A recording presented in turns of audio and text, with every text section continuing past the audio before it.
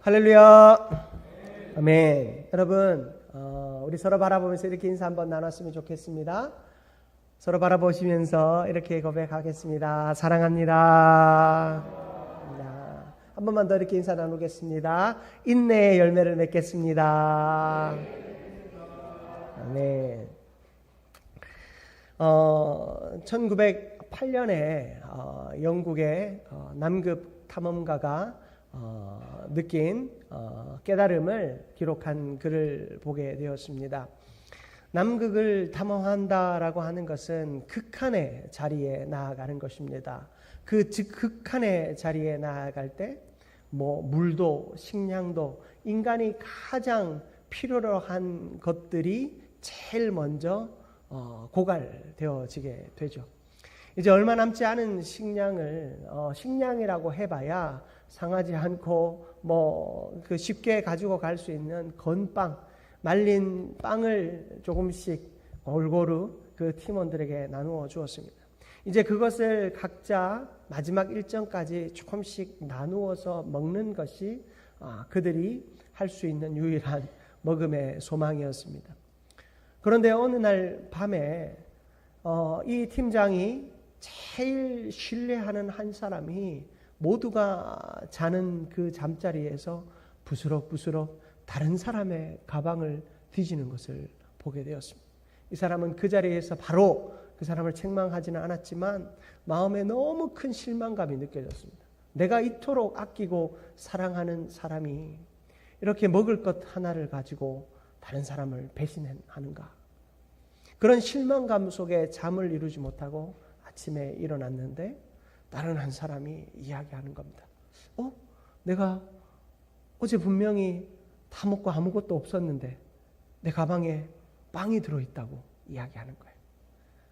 이 사람은 그 자리에서 아무 이야기도 하지 않았지만 내가 가장 신뢰했던 그 사람이 남의 것을 훔쳐온 것이 아니라 자신의 것을 없는 누군가에게 몰래 나누어 주고 있었다라는 사실입니다. 그 사랑을 이 사람은 기억했습니다. 그리고 자서전에서 자신이 마지막에 남기고 갈 것은 사랑이다라고 이야기를 하더라고요. 우리 역시도 마찬가지입니다. 우리의 인생 가운데 이 남극 탐험가 스팅턴이 이야기한 것처럼 우리가 남기고 갈 것은 사랑입니다. 여러분이 잘 아시는 고린도전서 13장은 사랑의 책이죠. 이 고린도전서 13장은 어떻게 시작하는 줄 아십니까? 사랑은 오래 참고. 그리고 이 고린도전서 13장은 어떻게 마치는 줄 아십니까? 모든 것을 견디느니라. 여러분, 우리에게 있어 믿음과 소망과 사랑 중에 그 중에 제일은 사랑인데 그 사랑에 대한 이야기의 처음과 끝에는 무엇이 있습니까? 인내가 있더라라는 것입니다. 사랑은요, 인내하는 것입니다.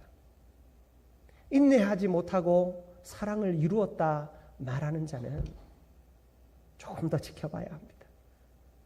그 사람이 경험한 사랑은 진짜가 아닐지도 모릅니다. 사랑은 언제나 인내 속에서 열매를 맺는 것입니다. 남극 탐험가 스팅턴은 그 고난과 역경의 자리에서 그 인내의 끝에서 사랑을 보았습니다. 모든 것이 고갈되어지고 더 이상 소망이 없는 순간 그 공동체를 살리고 끝까지 남극 탐험을 완수할 수 있었던 것은 인내의 끝에 있는 사랑이었고 사랑의 끝에 있는 인내였습니다. 여러분, 사랑도 인내가 필요하지만 인내도 사랑이 필요합니다. 오늘 본문 말씀은 우리에게 인내를 이야기하고 있습니다. 이 히브리서 12장 말씀은 우리에게 믿음의 싸움을 이야기하며 그 믿음의 싸움을 인내라고 하는 것으로 이겨내야 한다고, 완성해야 한다고 이야기합니다. 그러나 그 인내의 끝에는 사랑이 필요함을 이야기하고 있습니다. 여러분, 예수 그리스도께서 이 땅 가운데 오심으로 우리에게 완성하신 것이 무엇입니까? 사랑입니다. 그 사랑을 완성하시기까지 예수님은 기도하실 수밖에 없었습니다. 그가 예수님이기에 기도한 것이 아니라 그가 인간의 몸을 입고 이 땅 가운데 왔기 때문에 기도하지 않고는 그 고난과 고통을 이길 수 없으므로 그는 기도했던 것입니다. 그에게 기도의 인내가 있었기에 십자가의 사랑을 완성하시고 우리에게 사랑의 놀라운 역사를, 사랑의 놀라운 기적을 허락하여 주신 것입니다. 그 사랑이 완성된 것입니다. 여러분, 우리 안에 하나님이 원하시는 인내의 삶이 완성되기를 주님의 이름으로 축복합니다. 그리고 그 인내의 열매가 무엇이냐? 오늘 말씀은 의와 평강이라고 말씀하고 있습니다. 여러분, 오늘 우리가 읽은 본문 말씀 12장 1절과 2절 말씀을 보십시오. 1절과 2절의 말씀은 이 인내해야 하는 사람, 아니 사람이 해야 할 이 인내의 모범으로 경주하는 자의 모습을 이야기해 주고 있습니다. 여러분, 이 경주하는 자는 어떻게 경주합니까? 우리 1절 같이 한번 합독해 볼까요? 이러므로 우리에게 구름같이 둘러싼 허다한 증인들이 있으니 모든 무거운 것과 얽매이기 쉬운 죄를 벗어버리고 인내로서 우리 앞에 당한 경주를 하며, 이 사람이 경주에서 이기기 위해서는 얽매이기 쉬운 죄를 벗어버리고 인내로서 그 사명을 감당해야 한다라고 말합니다. 여러분, 운동선수들이요, 그냥 운동을 하는 사람은 그러하지 않아도 될지 모르겠지만 운동에서 내가 1등을 하겠다, 아니 어떠한 성취를 이루어내겠다라고 결단한 사람은 제일 먼저 하는 것이 무엇입니까? 경주하는 사람, 운동하는 사람이 제일 먼저 하는 것이 무엇입니까? 자신의 삶에서 이 기록을 위하여 불필요한 것들을 모두 끊어내는 것입니다. 먹는 것도 절제하고요, 생활도 절제합니다. 생각까지도 절제합니다. 운동을 위해서, 그리고 자신에게 주어진 그 결과를 위해서 모든 것을 포기합니다. 신앙생활은 어떻습니까? 신앙생활에서 여러분들이 원하는 목표가 무엇입니까? 하나님의 나라에 들어가는 것입니까? 아니면 신앙의 자리에서 뭔가 하나님의 뜻을 이루어내는, 이 땅에서 눈에 보이는 어떠한 성취를 원하십니까? 사실 무엇이 되었든지 간에 우리는 믿음의 자리에서 얽매이기 쉬운 것들로부터 자유해야 합니다. 얽매이기 쉬운 것은 무엇입니까? 바로 우리의 염려입니다. 세상의 염려와 근심을 벗어내는 것. 운동선수가 자신의 몸을 무겁게 하는 모든 것을 벗어내듯 우리의 마음을 하나님을 향하여 집중하지 못하게 하고 하나님의 뜻을 이루어가지 못하게 하는 그 염려를 우리는 벗어내어야 하는 것입니다. 염려는 무엇입니까? 염려는 원어적인 의미에서는 나뉘어진다라는 뜻을 가지고 있습니다. 마음이 나뉘어질 때 우리는 염려하는 것입니다. 하나님께 집중하고 있을 때 염려하지 않습니다. 하지만 세상의 방법들이 자꾸만 생각이 나고 세상의 문제들이 나의 마음에 엄습해 올 때 여러분, 우리는 염려하게 되고 그 염려가 하나님을 향하여 온전히 우리가 서지 못하게 하는 겁니다. 기도하지 못하게 합니다. 기도가 아닌 다른 방법은 없는지, 하나님이 아닌 다른 방법은 없는지 자꾸만 찾게 만드는 것입니다. 그러나 여러분, 우리는 경험해 보지 않았습니까? 하나님 외에 다른 방법은, 다른 길은 없습니다. 그러므로 우리는 염려할 필요가 없는 것입니다. 하나님께만 길이 있으므로, 하나님께만 답이 있으므로 우리는 염려하지 말고 마음을 나누지 말고 하나님께로만 집중해야 하는 것입니다. 그리고 우리가 계속해서 읽은 말씀 가운데 여러분 11절 말씀을 한번 보시기 바랍니다. 11절 말씀 한번 같이 한번 합독하겠습니다. 무릇 징계가 당시에는 즐거워 보이지 않고 슬퍼 보이나 후에 그로 말미암아 연단받은 자들은 의와 평강의 열매를 맺느니라. 아멘. 징계받는 사람에 대한 이야기를 하고 있어요. 여러분, 징계받는 사람은 당시에는 남이 보기에도 즐거워 보이지 않고 스스로에게도 이 징계는 즐겁지 않습니다. 분명히 내가 잘못한 일임에도 불구하고 그 잘못한 일에 대한 징계를 받는 것조차 즐겁지 않습니다. 아니, 즐거운 걸 떠나서 그냥 그것 자체가 괴롭습니다. 징계는 우리를 항상 아프게 합니다. 그러나 하나님은 우리에게 징계하십니다. 무엇 때문에 징계하십니까? 의와 평강의 열매를 맺게 하기 위해서입니다. 이번에 저희 처가 식구들이 이렇게 올라오셨어요. 처음에는 장모님이 같이 올라오시고 하셨는데 장모님이 올라오시지 못하셨어요. 그 이유가 뭔 줄 아세요? 지금 그 기르는 작물에 약을 쳐야 하는 때인데 지금을 놓치면 안 돼서. 저희들 생각은 그거 며칠 있다가 주면 어떨까 하지만 농사를 짓는 사람들에게는 그 때가 있는 거예요. 정한 때가 있는 거예요. 그 때를 놓치면 그 작물이 원하는 열매를 맺지 못한다는 거예요. 우리의 인생에도 마찬가지입니다. 그 때를 위해서 포기해야 할 때가 있습니다. 그 때를 놓치고 한 번, 두 번 미루고 나면 미룰 때는 수월합니다. 하지만 미루고 나서는 우리가 차지하고 쟁취해야 할 그 믿음의 열매를 얻을 수 없게 되는 것입니다. 그러므로 우리는 하나님의 때를 위하여 징계를 당할 때가 있고 그 하나님의 때를 위하여 나의 손에 쥔 무언가를 빼앗길 때도 있더라라는 것입니다. 그러나 하나님은 우리에게 무언가를 빼앗고 우리를 수렁으로 밀어넣기 위한 목적이 아니라 오히려 좋은 열매를 주시기 위하여 그런 어려움을 허락하신다라는 사실을 우리는 분명히 기억해야 할 것입니다.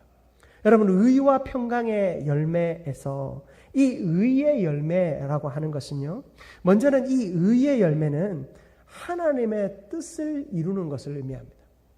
여러분, 하나님의 뜻이 우리의 삶에서 이루어진다라고 하는 건 놀라운 일입니다.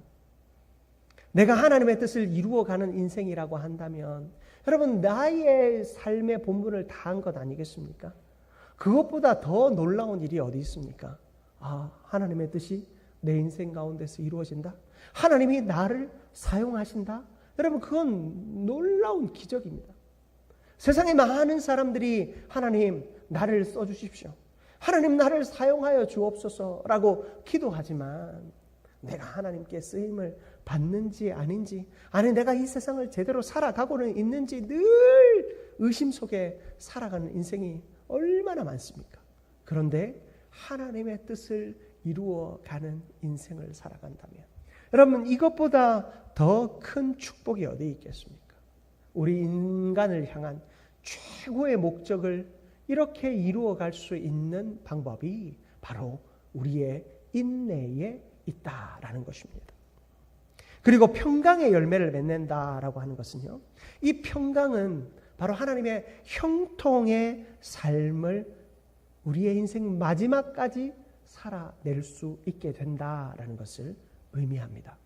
여러분, 평강의 삶, 그 평강의 삶은 우리가 이 땅에서 형통한 것입니다. 형통이 무엇입니까? 형통은 내 인생에서 하나님이 주도권을 잡으시는 것입니다. 그렇죠? 여러분, 우리의 인생에서 하나님이 주도권을 잡고 이끌어가는 인생은 여러분 좌로나 우로나 치우치지 않습니다. 요셉의 삶을 보십시오. 성경은 요셉의 삶을 형통하였다라고 이야기합니다. 요셉만큼 눈치 없는 인간도 없었을 겁니다. 형님들 앞에서 참 눈치가 없어서 아버지가 사랑하시면 그 편애 받은 그대로 다 드러내고 삽니다.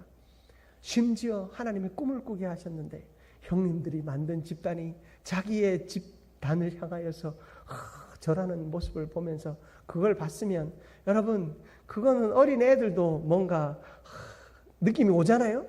그런데 그걸 다 같이 밥 먹는 자리에서 이게 무슨 의미일까요? 하면서 이야기하는 모습을 보면 참 좋게 말해서 눈치 없는 사람이었죠.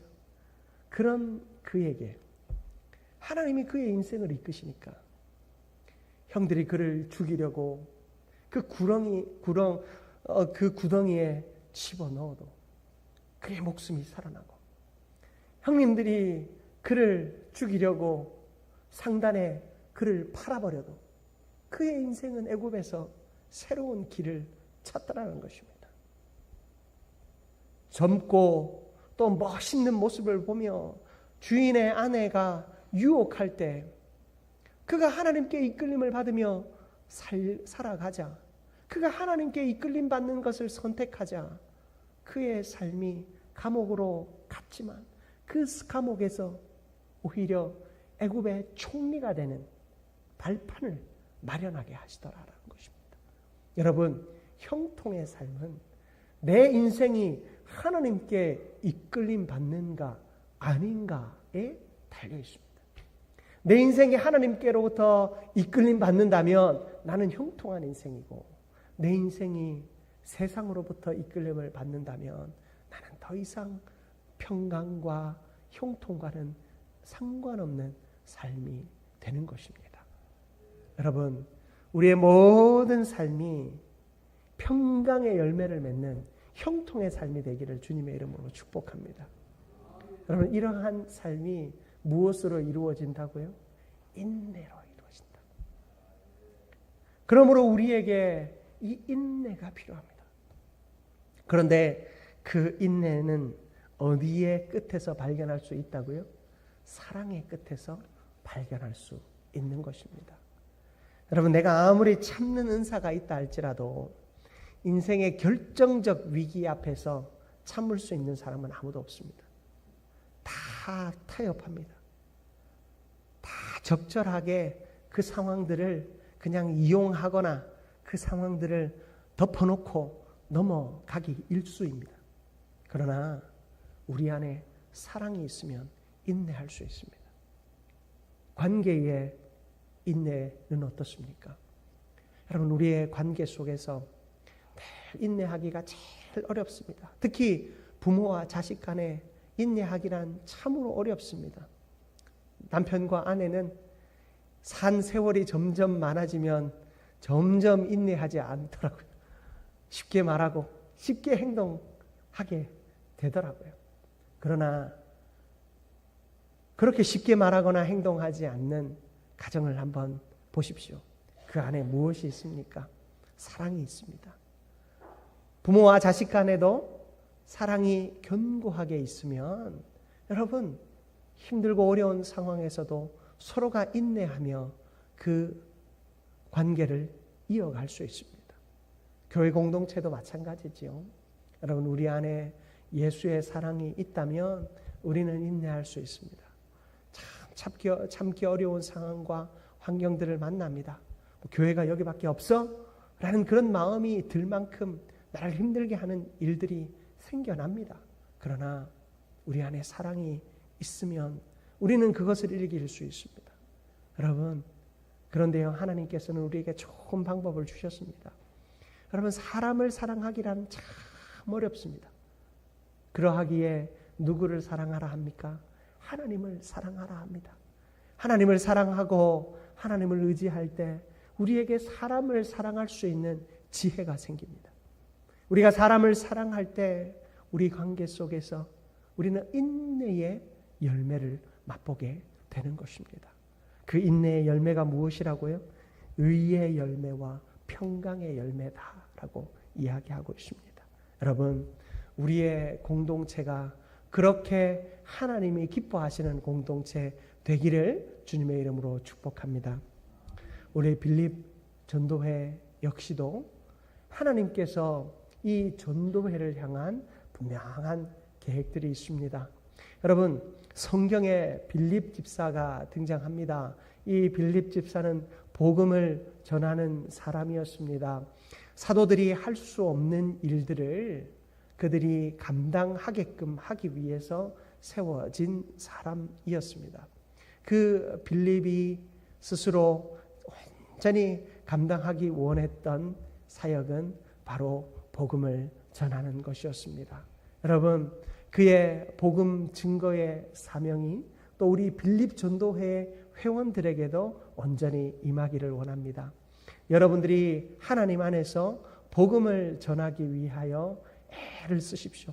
복음을 전한다라고 하는 것은, 여러분, 복음을 전하는 것은 우리 신앙생활의 총체입니다. 여러분, 전도하는 것이 왜 어렵게 느껴지는 줄 아십니까? 전도는 단순한 것이 아니기 때문입니다.